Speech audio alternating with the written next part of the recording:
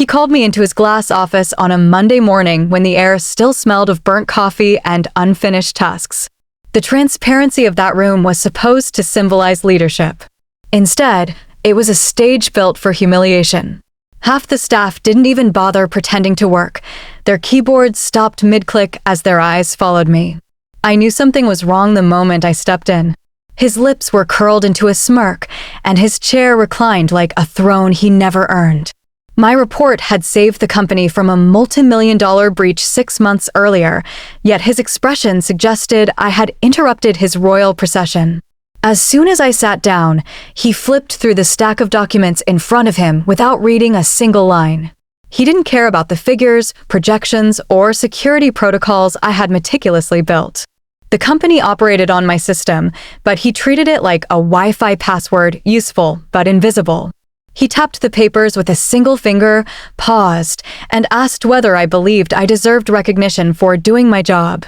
His tone was sharp enough to cut through whatever dignity remained in the air. Before I could answer, he leaned back in his leather chair, crossed his arms, and delivered his judgment.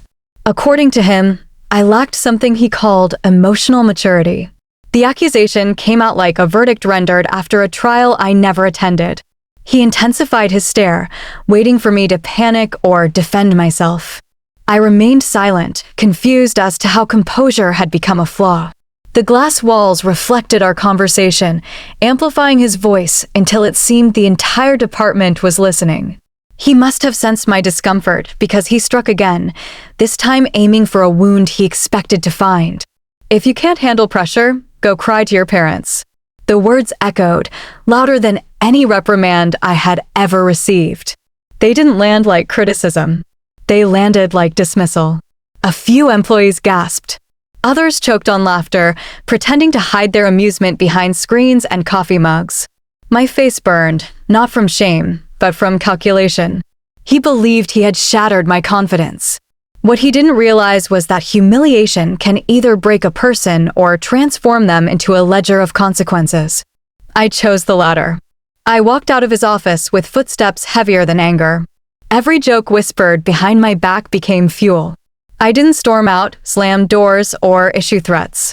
I returned to my desk and opened the system I had created lines of code, architecture, and frameworks that carried the company's entire operations. Behind that quiet interface lived every warning I had issued, every recommendation ignored, every update request postponed. People forget insults, but systems don't forget oversight. The architecture I built had a memory far sharper than any workplace rumor. For the rest of the day, he strutted through the office like a conqueror who had slain a dragon. He even repeated the sentence to other departments, laughing as if he had crafted a masterpiece of leadership. He didn't know that leadership isn't measured by laughter. It's measured by legacy. And his legacy had just begun to rot. That night, I stayed late, not out of obligation, but out of clarity. I reviewed every audit trail, every compliance log, and every dependency tied to my work. I didn't touch a single line of code. I didn't need to. The system was already speaking. It held every ignored alert like a loaded chamber. He had mocked the person who built the foundation without realizing foundations are patient. They don't argue. They wait. I left the building without a word. The humiliation he intended to bury me with became the spark that awakened something irreversible. He thought he had ended my confidence. Instead, he initiated his countdown. From the outside, the company looked like a testament to modern success. Visitors were greeted by polished floors so shiny they reflected every ceiling light like a runway. The reception desk stood like a minimalist sculpture, and the air always carried the scent of imported lavender diffusers. Investors loved bringing guests for tours, pointing at framed posters filled with words like innovation, vision, and future forward. Employees dressed sharply, as though appearance alone propelled productivity. Anyone passing through the lobby could easily believe they had stepped inside a corporate utopia built on genius. The illusion held until you walked past the reception area and into the core operations where the truth lived. Behind the sleek glass walls, the company ran on panic and pretense. Systems patched with outdated software, held together with shortcuts, forgotten codes, and undocumented changes. Backups were scheduled but never verified. Compliance policies existed only on paper, printed once during a board retreat and buried somewhere in a locked drawer. Deadlines were met by luck, not planning, and risk was treated like a rumor that only paranoid people believed in. At the center of the circus sat the man who believed he was the architect of its success. He didn't lead, he performed. He strutted into meetings armed with dramatic pauses and inflated promises, convinced that volume equaled authority. He loved making grand declarations about dominating markets and disrupting industries, yet couldn't distinguish a firewall from a file folder. His confidence wasn't strength. It was a mask stitched together with arrogance and ignorance. My responsibility was to ensure the infrastructure held steady despite the constant pressure of unrealistic expectations. Every day felt like plugging holes in a dam built by someone who thought water obeyed motivational speeches. I sent detailed reports outlining issues that could cripple the company, server overloads that risked shutting the system down, compliance gaps that invited legal trouble, and missing backups that meant one mishap could erase years of data. I didn't exaggerate or dramatize, I simply told the truth. Yet, each report landed like a punchline. Whenever I tried to address the issues directly, he cut me off with theatrical sarcasm. He believed admitting flaws made him look weak, and he couldn't afford weakness, not when he built his career on image. He waved away my concerns with phrases like, "We'll handle it later," "Don't be so dramatic," or "You worry too much." The board adored his bravado, mistaking noise for knowledge. They didn't understand that complexity doesn't shout. It warns. So I changed my approach. I stopped insisting and started documenting. Every request ignored, every dismissed concern, every missing approval recorded. My silence wasn't surrender, it was preparation. The system I created didn't just operate. It observed. It logged failures as faithfully as successes. Silence became my ledger, and every line was dated. It didn't matter whether anyone believed me then. Systems don't negotiate. They reveal. Meanwhile, his fascination with appearances grew. He invested in extravagant furniture for his office, boasted about future expansions, and spoke of acquisitions we weren't technologically equipped to handle. He treated infrastructure as decoration, something assumed, never respected. Yet, beneath the surface, the company was a ticking clock with gears held by tape and bravado. He laughed at my warnings, convinced silence meant defeat. What he didn't understand was that silence has teeth. It doesn't confront. It collects. His pride made him blind to a truth every experienced professional knows.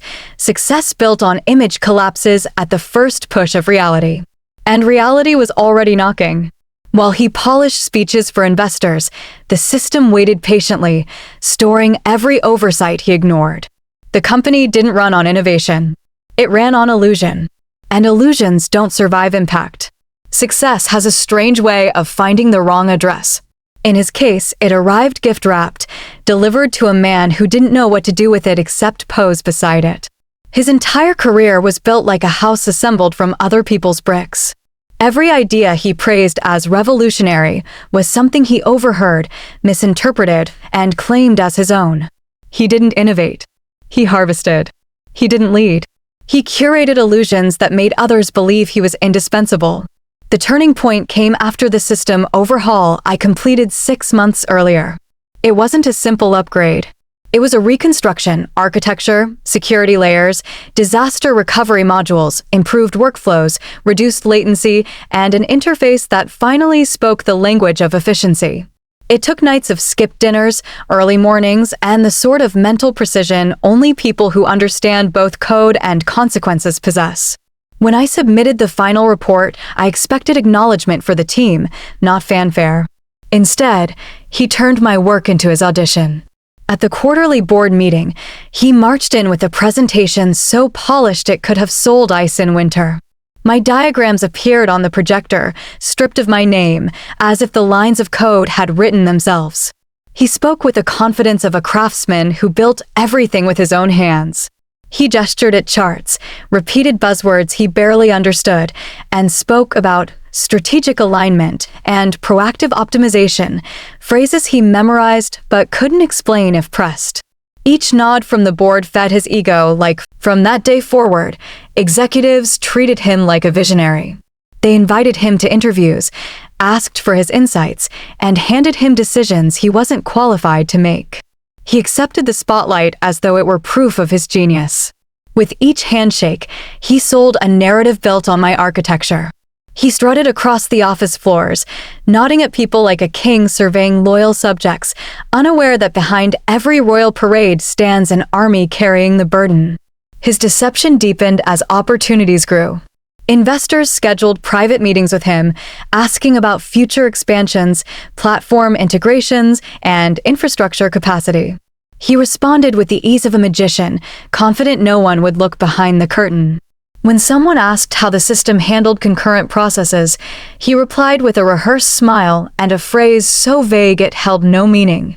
The investor didn't notice. They weren't looking for truth. They were looking for confidence, and confidence was his costume. Each success he paraded was a debt accumulating interest. Respect borrowed without payment becomes collateral. I watched him build a career not on achievements, but on stolen light. He was a man holding a spotlight he didn't install, standing on a stage he never constructed, performing a script he couldn't understand. He had no idea the system he bragged about was a beast that demanded maintenance, vigilance, and humility, qualities he didn't possess. While he celebrated, I continued to work. Not because I enjoyed being invisible, but because I respected the craft. Systems reward those who understand them, and they punish those who merely decorate them. He didn't see the consequences gathering behind him. He believed applause was validation. He forgot applause can disappear faster than it arrives. The day would come when someone asked him a real question. The day would come when performance met responsibility. And when that day arrived, his stolen crown would weigh more than he could carry. The disaster didn't arrive like a storm. Storms announce themselves. They give warnings: dark clouds, rising winds, shifting air. This one arrived disguised as routine. It began with a single blinking red icon on the monitoring dashboard, an alert subtle enough to ignore, yet loud enough to unsettle anyone who understood what it meant. I saw it at 7:42 p.m., long after most of the staff had gone home.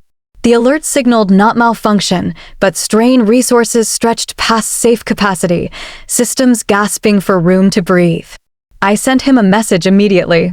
It was concise, factual, and urgent. The company had reached a critical threshold. We needed to pause operations, allocate resources, and initiate backup protocols. His reply arrived minutes later, dripping with mockery. He accused me of being dramatic, told me my negativity was poisoning the team, and suggested I focus on solutions instead of problems. It was astonishing how a man could demand solutions while rejecting every warning that pointed to the problem. By 9:13 p.m., the blinking icon multiplied into 3. Each represented a subsystem faltering under requests it couldn't process. I drafted escalation notices and forwarded them to leadership. One after another, he dismissed them. "We have a presentation tomorrow," he said. "Don't ruin the momentum." Innovation, in his world, wasn't built on infrastructure. It was built on appearances. And appearances never required backups. Just after midnight, the first major crack appeared. The onboarding portal froze, locking out new clients whose contracts were set to activate at dawn. Instead of investigating, he brushed off the malfunction as a minor delay. He didn't understand that in systems architecture, delays are rarely isolated. They are symptoms, signals the foundation is shifting. At 2:21 a.m., servers buckled under the strain. Processes looped endlessly. Applications hung mid-task. Files refused to open. The blinking icons turned into red banners, each warning louder than the last. I initiated manual diagnostics, my fingers racing against time, but the damage had already propagated. Data packets collided like vehicles in a foggy highway pileup. Corruption spread through transactional systems. Every minute meant more contamination. By dawn, contracts were stuck in limbo, signed digitally, but trapped between databases. Vendors, unable to access real-time inventory metrics, threatened penalties for breach of service. Customer service lines flooded with calls demanding explanations. The company had built its reputation on flawless delivery. Now clients couldn't even authenticate their accounts. His confidence evaporated with the sunrise. Investors called. They didn't want motivation. They wanted metrics, redundancy plans, restoration timelines. His speeches suddenly meant nothing. He stammered through excuses, tried to blame the hosting provider, then external threats, then unexpected scaling issues. None of those explanations answered the only question that mattered. Why were the warnings ignored? For the first time since he seized credit for my work, the room didn't offer applause. Phones rang without answer. Meetings devolved into shouting matches. Lawyers whispered about liabilities and breach clauses. The board demanded reports. He tried to summon the charisma that usually saved him, but charisma doesn't reboot servers. He called me into the war room as if nothing had happened, expecting me to magically reverse months of neglect. His voice cracked when he spoke. The man who once told me my concerns were bad for morale now begged for calm. His arrogance, once his armor, had become a curse. Consequences don't care about tone. Systems don't respond to smiles. He tried to blame the team. He tried to blame market conditions. But the truth sat like a ghost behind him. Every failure was documented, dated, and traceable. The disaster wasn't spontaneous. It was predictable. It was preventable. And it was his. That night, the lights flickered. Not because electricity failed, but because illusion did. The empire he built on stolen credit finally met reality. And reality does not negotiate. He scheduled the emergency meeting at 8 a.m. sharp, confident it would be his moment of redemption. In his mind, crises weren't obstacles, they were stages. He saw himself walking into the boardroom like a general returning from war, ready to receive applause for strategic leadership he never practiced. He even rehearsed sound bites in the hallway, phrases like, "We anticipated this," and "Our proactive measures are underway." What he didn't know is that the room wasn't waiting for a hero. It was waiting for a culprit. The boardroom was already packed when he arrived. Not with his usual audience of impressed subordinates, but with people whose silence carried legal weight. Lawyers lined one side of the table, auditors on the other, and directors sat in rigid formation. There were no smiles, no nods, no friendly gestures. Only files stacked like evidence in a courtroom. The tension in the room felt less like a meeting and more like an execution chamber where everyone knew the verdict except the condemned. He strode in with his usual swagger, but it faltered when he noticed the printouts. My printouts. Pages of emails, reports, server logs, compliance warnings, escalation requests, and budget proposals, all with dates, signatures, and timestamps. Documents he once dismissed with arrogance were now neatly arranged, each sheet a testimonial to his negligence. He cleared his throat and began his speech anyway, forcing rehearsed confidence into each sentence. He spoke of market volatility, sudden demand surges, and unforeseeable circumstances. He called the disaster a rare systems anomaly, claiming it was under control. But the room didn't move. No one blinked. It was the kind of silence that doesn't wait for ideas, it waits for truth. An auditor interrupted him before he finished his second paragraph. She didn't raise her voice. She didn't accuse. She simply asked for clarification on a report, one of mine, that outlined infrastructure vulnerabilities 3 months earlier. He froze. Then another lawyer requested context for an email I sent warning of compliance breaches. A director asked why budget requests for capacity upgrades were denied. Each question peeled away his defenses like layers of rust. He tried to answer with vague corporate phrases, but this time, buzzwords didn't save him. They wanted specifics, timelines, decision chains. His voice began to crack. His gestures became frantic. He pointed fingers at external vendors, at shifting technologies, even at internal miscommunication. Yet every explanation crumbled when confronted with documented evidence. Then the moment arrived, the one question that shattered the illusion he lived behind. Why did you dismiss the only person who understood the infrastructure? The room fell silent, waiting for a response. He opened his mouth, searching for a justification that didn't exist. He realized there was no narrative to twist, no metaphor to hide behind. His smile, once his shield, collapsed under scrutiny. Without applause, he was exposed not as a leader, but as a liability. He attempted one last maneuver. He blamed me. He claimed I had exaggerated risks, that I was resistant to change, that my attitude was disruptive. He said my warnings were emotional reactions, not professional assessments. The lawyers didn't flinch. They slid forward a document, signed by him, rejecting my proposals. My name appeared under every solution he denied. The directors leaned back, not out of fatigue, but resignation. They realized they had invested in a man who sold vision without understanding the machinery behind it. His charm, once intoxicating, now resembled a con artist's mask. Every gesture he made felt desperate, every excuse thinner than the paper it was printed on. By the time the meeting ended, applause wasn't just absent, it was impossible. He didn't walk out. He deflated. His shoulders sagged under the weight of the truth he spent years avoiding. In one morning, his reputation went from admired to audited. He entered expecting glory. He left dragging silence behind him like a verdict. His downfall didn't arrive as a dramatic explosion. It didn't require sabotage, revenge, or whispered plots in the hallway. It unfolded slowly, like a bridge collapsing under its own neglected weight. Every oversight he ignored, every warning he mocked, every shortcut he celebrated, those choices became the architects of his ruin. I didn't lift a finger against him. I didn't need to. He had spent years constructing a legacy built on borrowed brilliance, and like anything built without foundation, it eventually gave up on supporting him. The first domino fell when investors reviewed the aftermath of the system failure. Numbers don't bend to charisma. Metrics don't care about how confident someone sounds. Revenue projections deviated sharply, penalties mounted, and the backlog of unresolved tasks transformed into financial sinkholes. The same investors who once praised his leadership now questioned every decision he made.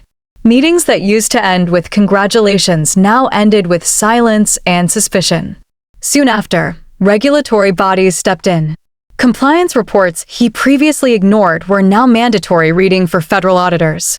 They combed through emails, financial statements, infrastructure logs, and performance reviews. What they found wasn't criminal genius, it was negligent incompetence. Systems without backups. Contracts executed without oversight. Decisions made without documentation. His signature appeared on denial after denial, turning ignorance into evidence. Departments revolted next. Teams that once tolerated his theatrics finally reached their breaking point. Managers submitted resignation letters. Developers threatened walkouts. Analysts refused to produce optimistic forecasts that contradicted the truth. His demands for loyalty sounded hollow when everyone knew loyalty had never been reciprocal. He ruled through intimidation, not inspiration, and intimidation only works until reality offers an alternative. While his empire shook, he tried reviving his favorite tactic, performance. He called town halls, delivered motivational speeches, and insisted everything was under control. But no one believed him anymore. His voice, once amplified by authority, now echoed against walls of data that contradicted every claim.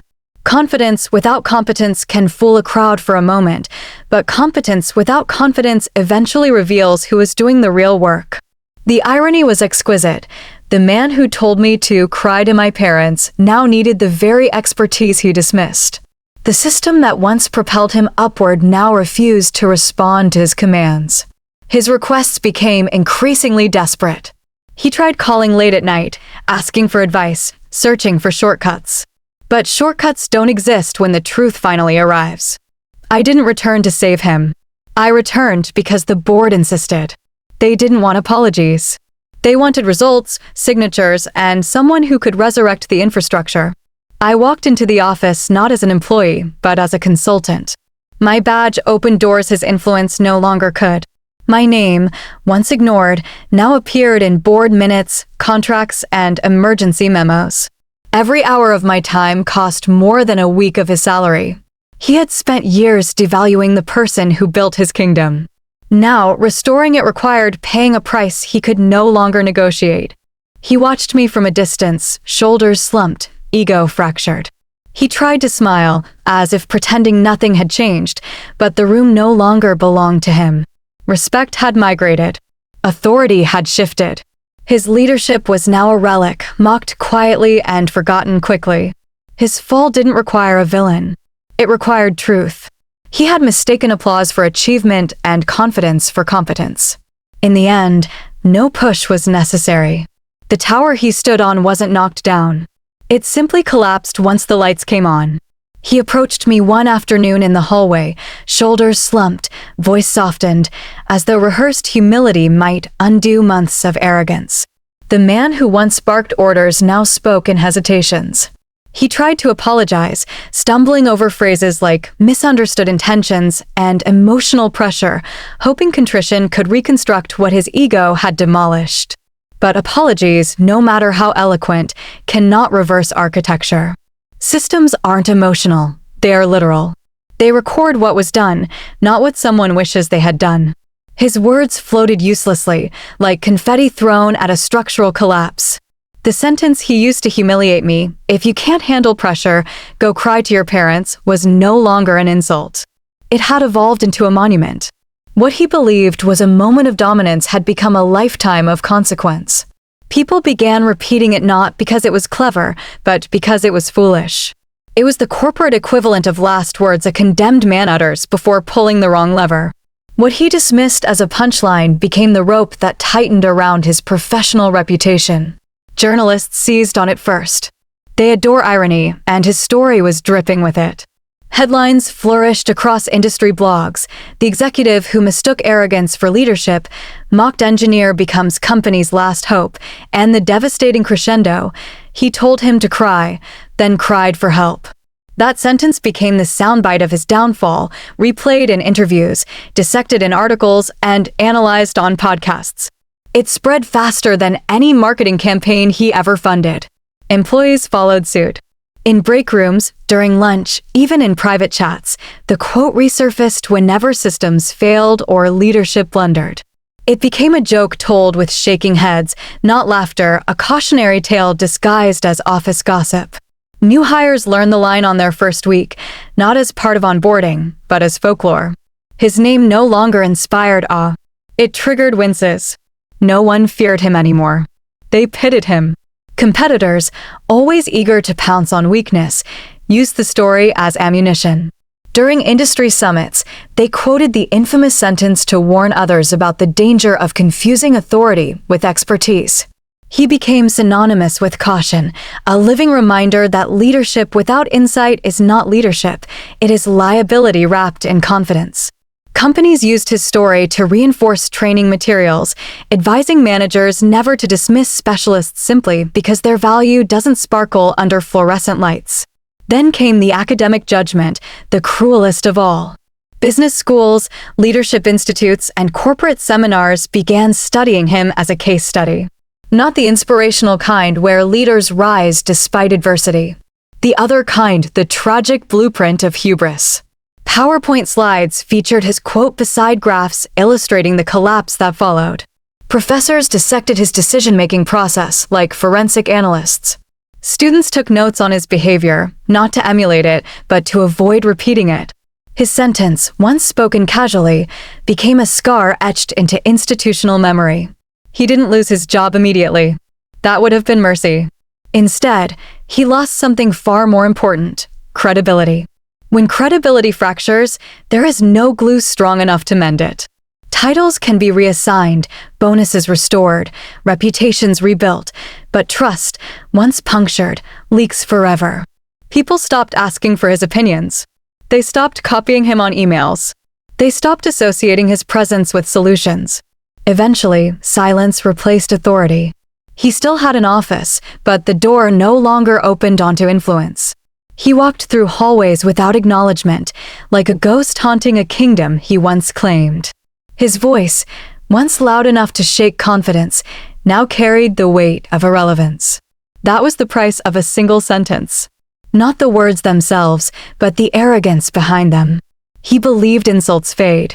He never understood that architecture remembers. And in a world built on systems, memory is destiny. Today, I walk into boardrooms not as an employee hoping for recognition, but as a specialist whose arrival halts conversations. Executives straighten their posture when I speak. Departments adjust plans before I review them. Companies no longer evaluate my proposals, they schedule implementation dates. My calendar fills months in advance, not because I chase opportunities, but because businesses finally understand the cost of ignoring the quiet person who knows where the wires lead. My consultancy began as a single contract, accepted more out of necessity than ambition. Yet the moment I signed the first agreement, something shifted. My expertise wasn't just requested, it was respected. Every recommendation carried weight, every strategy influenced direction. Decisions that once required hours of persuasion now took seconds. People didn't call me for opinions. They called me for certainty. My rate tripled within the first quarter. Not out of ego, but out of demand. My silence, which once made me the target of jokes, had aged into currency. Clients paid not only for what I knew, but for what I refused to compromise. They came to me after ignoring engineers, mocking analysts, and dismissing the backbone of their infrastructure.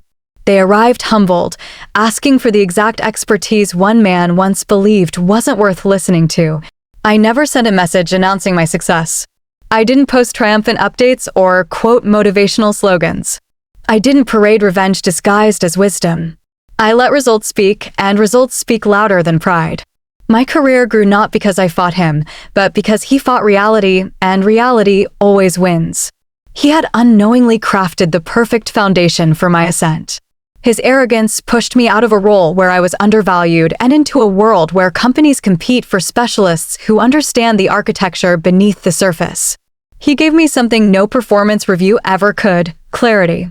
He taught me that titles are temporary, applause is fickle, and power borrowed through intimidation dissolves as soon as scrutiny arrives. What he never understood is that some people don't break under pressure, they crystallize. I didn't crumble when he told me to cry to my parents. I didn't carry that sentence like a wound. I carried it like a blueprint. It showed me exactly where the cracks in the building were and exactly how to walk out before the roof caved in. I didn't seek revenge. I didn't need to. His arrogance provided the fuel. The system did the rest. Every company that hires me now does so for the same reason his eventually crawled back. They know the price of ignoring the person who understands the infrastructure. They fear becoming the next cautionary tale posted on business forums and leadership platforms. They remember headlines featuring executives who mistook confidence for competence, and they refuse to repeat the mistake. He believed he defeated me with humiliation. He failed to realize humiliation is only fatal to those who believe the audience matters more than the work. I didn't need applause. I needed direction. He accidentally gave me that. His legacy wasn't the company he mismanaged, it was the lesson he embodied. Leadership without understanding is self-destruction waiting for permission. He told me to cry to my parents. He forgot that some people don't cry. They build. And when the person who builds walks away, the building remembers. Not because of sentiment, but because systems retain the truth. My legacy isn't a title on a door. It's the undeniable proof that silence isn't weakness, it is foresight. And while noise fades, structure endures.